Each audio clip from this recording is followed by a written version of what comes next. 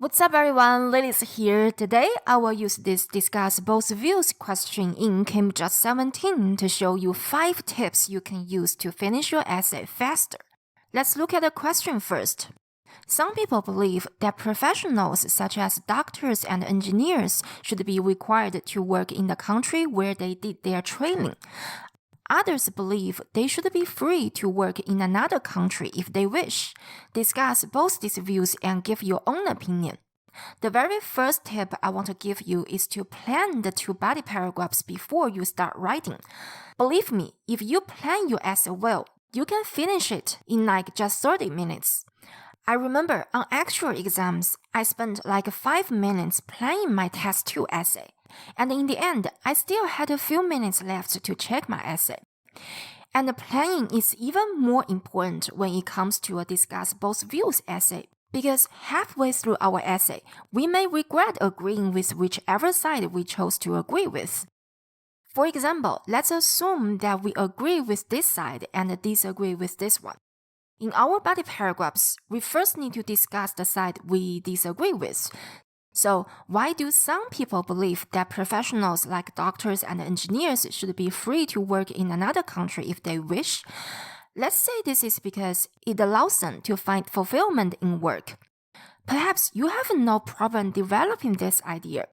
For the explanation, we can say something like, some work is accessible only in certain countries, and only when you do what you want can you find fulfillment in work. It isn't hard to come up with an example either. For instance, if you want to work with the latest rocket technology, you'd better go to the US and work for SpaceX. But can you come up with a reason why feeling fulfilled at work is not a good thing? Remember, at the end of the paragraph, we need to explain why we disagree with this argument. It's hard to explain, isn't it? It doesn't matter, we are just planning. Now, let's try to disagree with this side. Again, we first need to discuss it. Why do some people believe that professionals such as doctors and engineers should be required to work in the country where they did their training? Perhaps they think this can help the country to prevent brain drain. Now, can we think of any reason to disagree with this argument? Well, it's probably not a good way to prevent brain drain because forcing a worker to stay in a place where they do not want to be can stifle their creativity.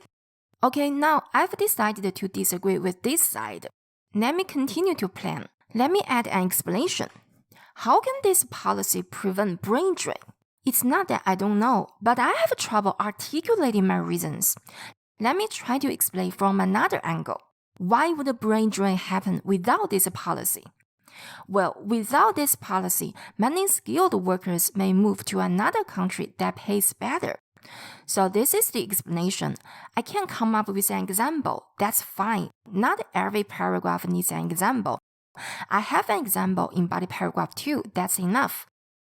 Now, let's finish planning body paragraph 2. We haven't given our opinion. We haven't explained why we think career fulfillment is a good thing. This is easy. We just need to come up with one benefit that career fulfillment can bring. Fulfilled workers are more likely to reach their full potential. Now, I've finished planning the 2 body paragraphs. Another thing I want to point out is that I plan in my head, not on paper, because it saves time. You may worry that you won't be able to remember all your plans. That's why you need to practice. As you practice planning in your head, you will become better at it. The second tip I want to give you is to write the 2 body paragraphs first. But of course, this is only possible if you take a computer-based test. By writing the 2 body paragraphs first, you can force yourself not to waste too much time on the introduction and the conclusion paragraphs, since there won't be much time left after you finish your body paragraphs. Now, let's start writing the 2 body paragraphs. The main idea of body paragraph 1 is brain drain. Requiring skilled workers to stay in the country that train them helps to avoid brain drain. This brings us to the next tip. Don't be afraid of using the original wording. Do you know that if you change the form of a word, it will be considered a different word? That is to say, you are not using the same word again and again.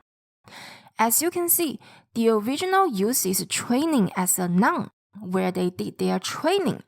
We can use it as a verb. We can use it as a transitive verb, the country that trained them, or the country where they were trained. We can also use it as an intransitive verb, the country where they trained. This type of changing word forms is so useful. It saves time since you don't need to come up with a new word. It's also the most accurate way to paraphrase. You will change the original meaning if you say something like where they received education. With that said, you should be able to judge whether changing the form of a word will make your sentence bad style. For example, if we change the verb require to the noun requirement and say making it a requirement, the whole sentence will become bad style. When writing a sentence, we want it to be not only grammatically correct, but also good style. Both versions are grammatically correct, but which one is better style? Generally, being more concise is considered a better style, unless there is some specific reason not to be. What do you think the benefit of writing making it a requirement for instead of requiring is? It's a lot more words and you almost lost track of what's happening by the time you reach the end of the sentence. I asked a couple of native speakers.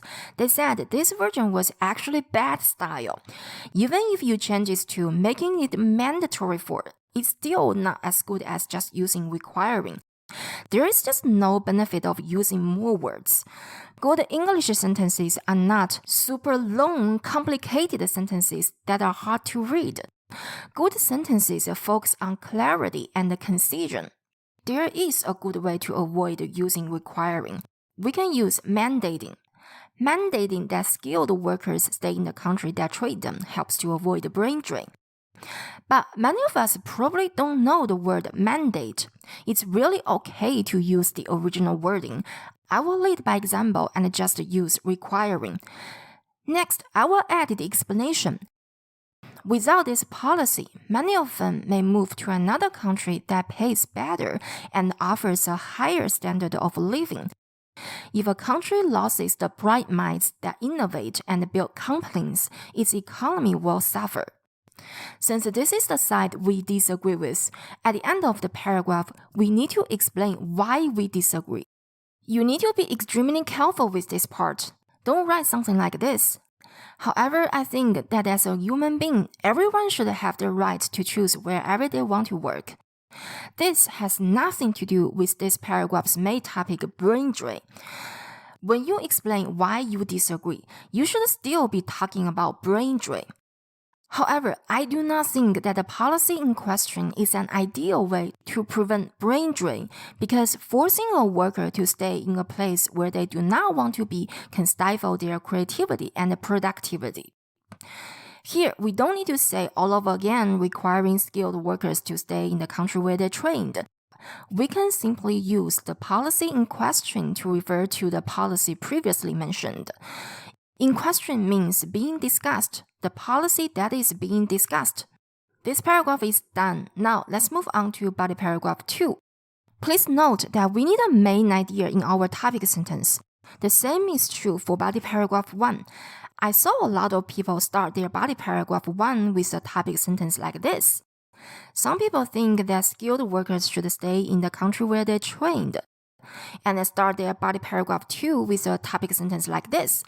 Others, on the other hand, believe that highly trained people should be allowed to work wherever they want. No, these topic sentences don't have a main idea. We need the main ideas of brain drain and career fulfillment in our topic sentences. Those on the other side of the argument say that highly trained people must be allowed to work wherever they wish, a practice that enables them to find fulfillment in their careers. This is a useful expression you can use to smoothly transition from the last paragraph to this paragraph. Now, I will add the explanation and the example. There are lines of work a person can do only in certain regions. A person's line of work is what they do for a living. For example, if engineers who trained in a developing country want to work with the world's latest technology, their best choice is to go to the US and work for tech giants like Amazon and SpaceX. And only when a person is doing what they want can they find fulfillment in work. Now, we need to say why we agree with this argument. Remember, we should still be talking about this paragraph's main idea, career fulfillment. I agree with this argument because fulfilled workers are more likely to reach their full potential. This brings us to the next tip, be flexible. So this is a template. You can use it for every Discuss Both Views essay. But sometimes a small change can make your essay much better. Now I'm gonna move this part to the beginning of the sentence. Since fulfilled workers are more likely to reach their full potential, I agree that the educated should have the freedom to choose wherever they want to work. So why is it better to start a sentence with fulfilled workers? This is because the previous sentence ends with the idea of fulfillment. The next begins with the same idea. In fact, I intentionally used fulfilled instead of words like satisfied to create repetition. Do you know that many texts benefit from the repetition of significant words? In this example, the word fulfilled creates a sense of coherence between the sentences. Readers will understand that I'm discussing the same idea, and that will help them understand the text as a whole. Changing the word even to a close synonym like satisfied might lose the connection. So don't be afraid of repetition. Sometimes it helps to create a sense of coherence and gives us our experience of flow. This paragraph is also done. Now, the introductory paragraph. Normally, I would do 3 things in this paragraph: paraphrasing the question statement, giving my opinion, and stating the 2 main ideas of the essay. If we write the introductory paragraph this way, we will have some people argue that highly qualified people should be required to work in the country where they were trained, while others believe that they should be able to work wherever they want. Although requiring them to work in the country that trained them helps to prevent brain drain, I believe that they should be free to move in order to achieve maximum career fulfillment. First of all, the original is hard to rewrite.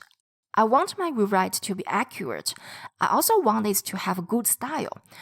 And in order to have a rewrite that is not only accurate, but also good style, my rewrite ended up being not much different from the original. Then why rewrite it? Why not just make up a background sentence like this? There have been competing views on whether highly qualified people should work in the country where they were trained. Competing views means different views. The other problem with this version is that it says again and again the idea of requiring skilled workers to work in the country that trained them, and again the idea of skilled workers should be free to work wherever they want. And don't forget that we also need to say these 2 ideas in the 2 body paragraphs and the conclusion paragraph. How can we come up with so many different ways to say the same things again and again? I'm not saying this method of writing the introductory paragraph is wrong or bad. It's good. It's actually good. I'm simply saying that sometimes this method is way too challenging. Be flexible. One thing you must do in the introductory paragraph is to give your opinion. So be flexible with the rest of this paragraph. I'm not going to state both of the main ideas of the essay. I will state only the main idea of the side that I agree with. I will be able to write much faster if I do this. In my opinion, they should be free to work wherever they want in order to achieve maximum career fulfillment. This is my opinion, and this is one of the main ideas. Finally, the conclusion. In conclusion, while requiring skilled professionals to work in the country where they were trained can prevent the loss of talent, I believe it is best to grant them freedom of movement because they are more likely to reach their full potential when they feel fulfilled by their work. Freedom of movement is a formal way to say move freely. You could also say it is best to allow them to move freely. And again, don't be afraid of repetition. Don't say something like feel satisfied or feel content because you want to be consistent with the main idea of career fulfillment. What you should work harder on, in my opinion, is the accuracy of your language. Note that here I used the by, feel fulfilled by their work. But in body paragraph 2, I used the in, find fulfillment in work. With the noun, it's about where you find fulfillment, and to find it in a certain activity is the natural way to say it. But with the adjective, being or feeling fulfilled requires an adverbial indicating what fulfills you, not where you find something. That's why it should be they feel fulfilled by their work. So this is the main idea of body paragraph 1. This is my opinion, and this is the main idea of body paragraph 2. Here's the entire essay.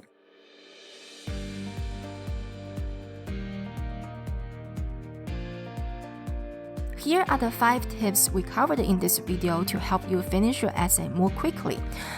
Tip number 1. Plan the 2 body paragraphs in your head before start writing. And when planning, you need to think if the side that you choose to disagree with allows you to come up with a reason why you disagree.